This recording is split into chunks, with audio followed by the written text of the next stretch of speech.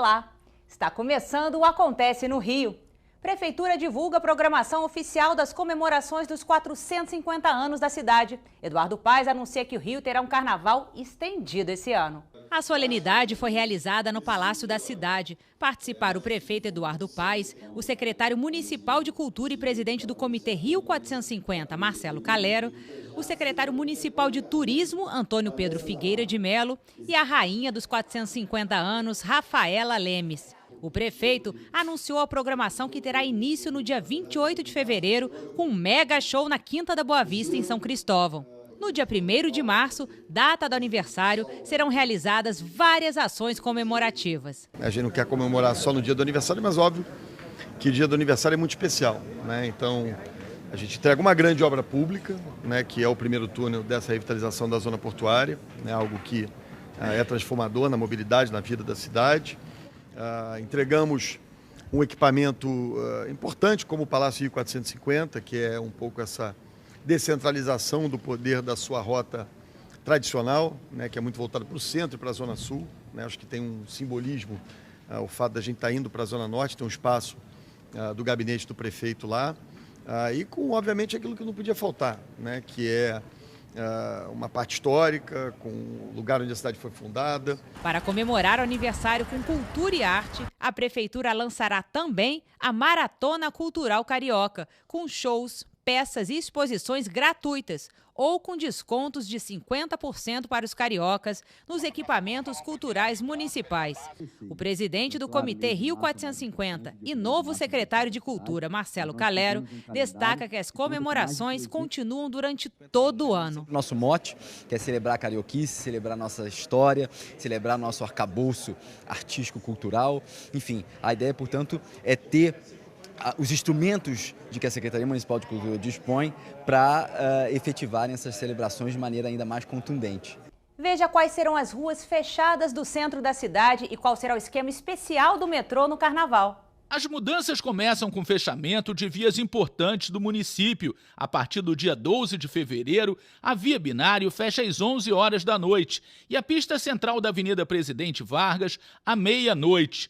Tudo para acomodar os carros alegóricos que vão desfilar no Sambódromo. As ruas ao redor da Sapucaí também estarão fechadas para os desfiles. A liberação total do trânsito começará na quarta-feira de cinzas. A Prefeitura recomenda que os foliões utilizem o transporte público para o deslocamento para Marquês de Sapucaí e para ir aos blocos carnavalescos espalhados pela cidade. O metrô estará aberto durante todo o dia e os bilhetes poderão ser comprados com antecedência. Os trens também vão funcionar 24 horas por dia.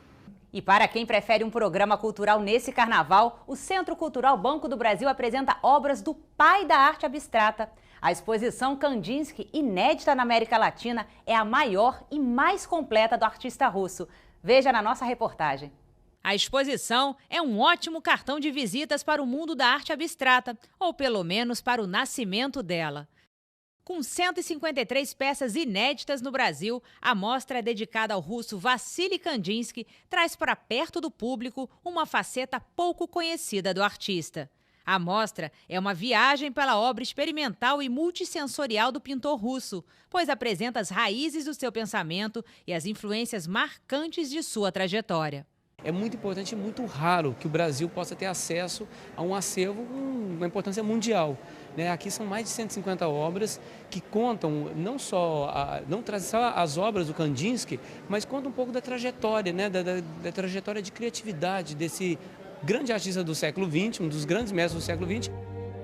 Nascido em Moscou, Kandinsky, com 23 anos, ainda como estudante de economia, se uniu a alguns conterrâneos e fez uma expedição para o norte da Rússia. Dessa viagem, veio o interesse pela cultura popular. Podemos ver nessa sala obras raras de lendas e contos que foram determinantes na construção dos primeiros quadros de Kandinsky.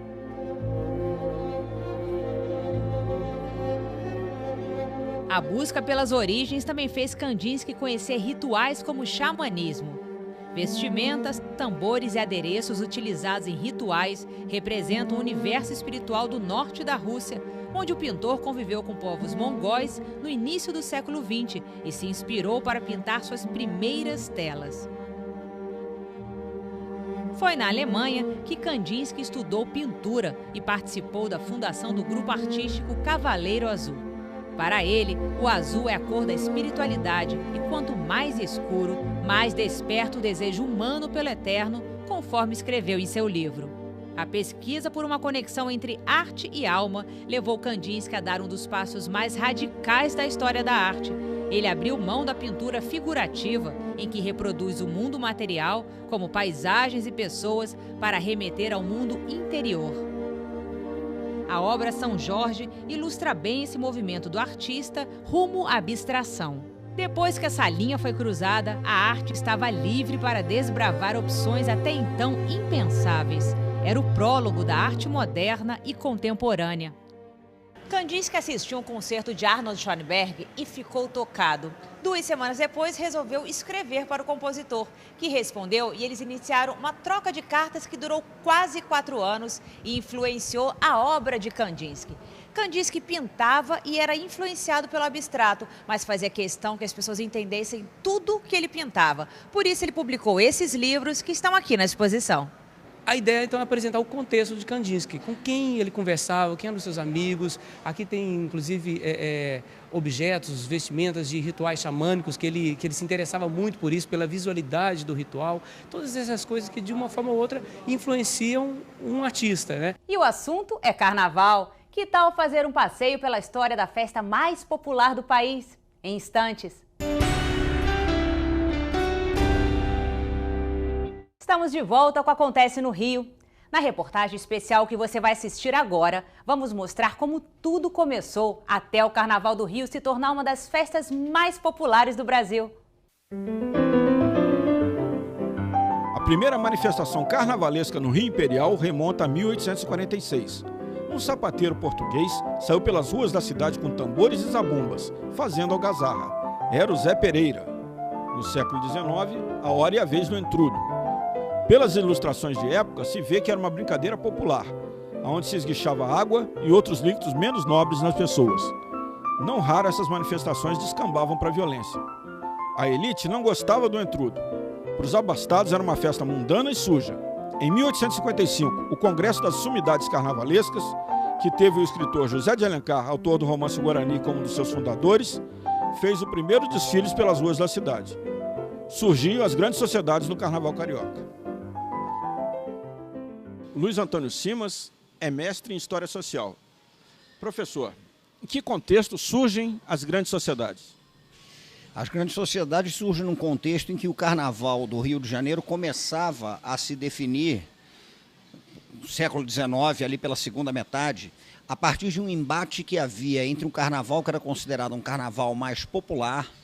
Havia até quem usasse a expressão carnaval mais perigoso, que era o carnaval do intrudo, e um carnaval mais regrado, mais disciplinado, que recebia influência, inclusive, de carnavais europeus, como o carnaval de Nice, como o carnaval de Veneza.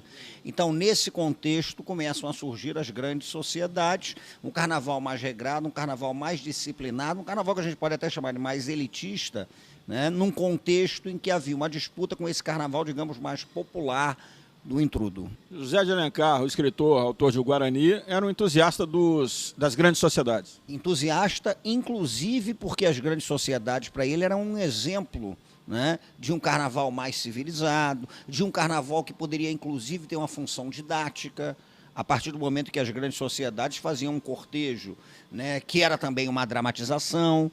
Então ele considerava que as grandes sociedades eram muito interessantes e era um carnaval, entre aspas, mais civilizado do que aquele carnaval que assustava um pouco esses segmentos, que era o carnaval do intrudo. Inclusive ele promoveu numa segunda-feira de carnaval, ele parou ali no passeio público com a grande sociedade e para jogar confetes e distribuir flores. Era muito comportado mesmo. Isso, era aquela coisa comportada. A rigor era uma base fundamentada nesse carnaval europeu. Nesse carnaval de Veneza, principalmente, de onde vem o hábito da máscara, de onde vem o hábito do confete, inclusive, de você lançar o confete. Então, era uma tentativa, sem dúvida nenhuma, porque a gente tem que considerar que o Rio de Janeiro, naquele momento, era uma cidade marcada por essa tensão entre uma cidade que se pretendia europeia e uma cidade marcadamente negra, né? A gente pode lembrar que nós fomos o maior porto de recepção de escravos da história moderna. Então, esse embate que tem conotações que vão muito além da economia, ele tem conotações culturais profundíssimas, ele tem no Carnaval um momento muito específico, né, em que vai se desenvolvendo. E o caso das grandes sociedades, essa tentativa de um Carnaval mais regrado, mais disciplinado, digamos, mais elitista, mais bem comportado, desse Carnaval mais europeu, né, desse Carnaval que bebe na fonte dos bailes de máscara, dos desfiles em cortejo, das dramatizações, sem dúvida alguma, naquele momento era uma opção para essa elite que queria combater o Carnaval do intrudo. Os cordões, professor, foi uma reação às grandes sociedades? De certa maneira, a gente pode dizer que sim, os cordões se situam. E quando a gente fala reação, a gente não está falando necessariamente de uma coisa percebida, pensada, articulada. Mas, de certa forma, a gente tem que lembrar de uma coisa, que eu acho que entra na questão dos cordões. A tradição do cortejo, ela era uma tradição muito forte, sobretudo os cortejos sacros, né? A procissão de Nossa Senhora do Rosário, os cucumbis que eram os cordões de velhos, essa tradição toda. Quando começam a surgir os cordões, eu gosto muito de dizer que, de certa maneira, os cordões eles se situam entre aquele carnaval mais desregrado do intrudo e um carnaval, digamos, um pouco excessivamente elitista das grandes sociedades. Era uma solução razoável no momento em que havia aquele embate. Os cordões de isolamento serviam para demarcar os limites dos foliões. Havia uma necessidade de disciplinar o carnaval por parte das autoridades que torciam o nariz para a festa popular. Era a elitização do carnaval. No início do século XX, os cursos, só para poucos que possuem automóveis na cidade. Professor, Rui Barbosa, baiano, não gostava de samba. Um grande jurista e era um cri-cri com as manifestações populares. O Rui Barbosa, definitivamente, ele tinha horror desse tipo de coisa. O Rui Barbosa achava que nós tínhamos que adotar um padrão civilizatório fundamentalmente europeu, né? Então ele via esse carnaval, sobretudo esse carnaval de rua, ele tinha verdadeiro horror. Esse carnaval mais desregrado e etc e tal. E, ao mesmo tempo, o tipo de música que começou a se relacionar com o carnaval do Rio de Janeiro, a princípio, até um pouco antes do samba, de sambar do Estácio, como a gente chama, né, aquele samba mais amachichado, até algumas marchas, porque a marcha, a rigor, ela deriva das influências europeias da música de salão, da polca, por exemplo, né, mas ela já tinha uma letra mais jocosa, com picardia, ele tinha verdadeiro horror a isso, tanto que ele faz um discurso famoso, né, descendo o malho na música popular brasileira, descendo o malho nessas festas populares, absolutamente horrorizado com o que para ele era um exemplo de barbárie e o país tinha que optar por essa barbárie ou pela civilização. Professor, o que o senhor pode falar sobre os ranchos?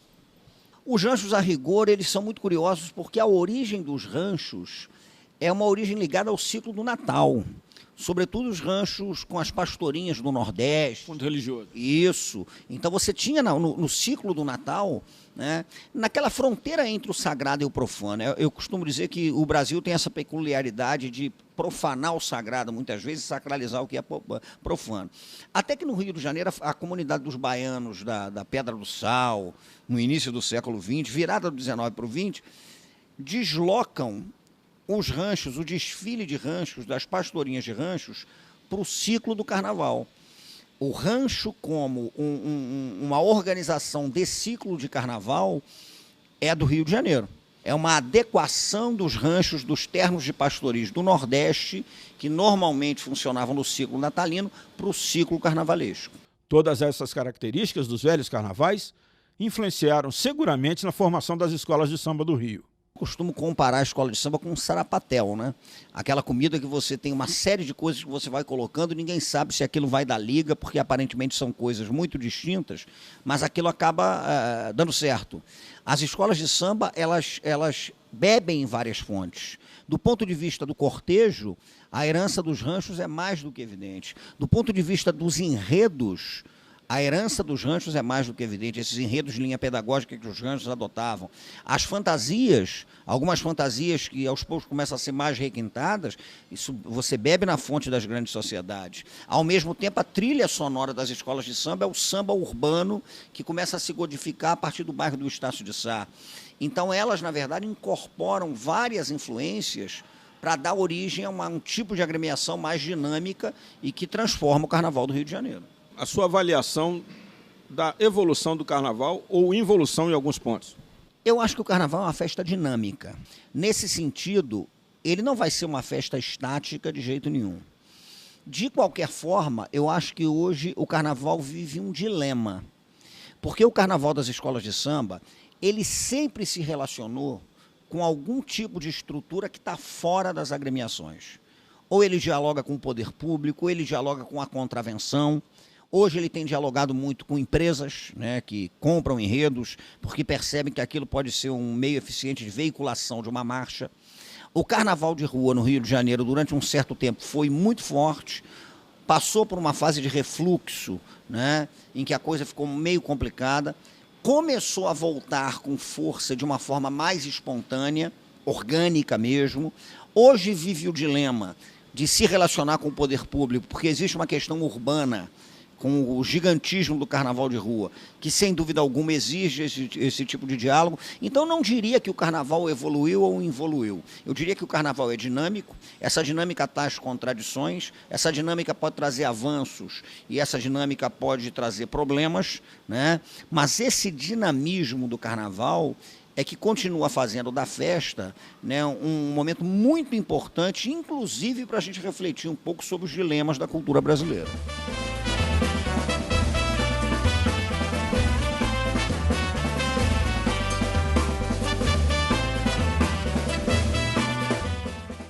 E o Acontece no Rio fica por aqui. Você pode rever este e outros programas no site da Câmara. Acesse câmara.rj.gov.br. Até a próxima!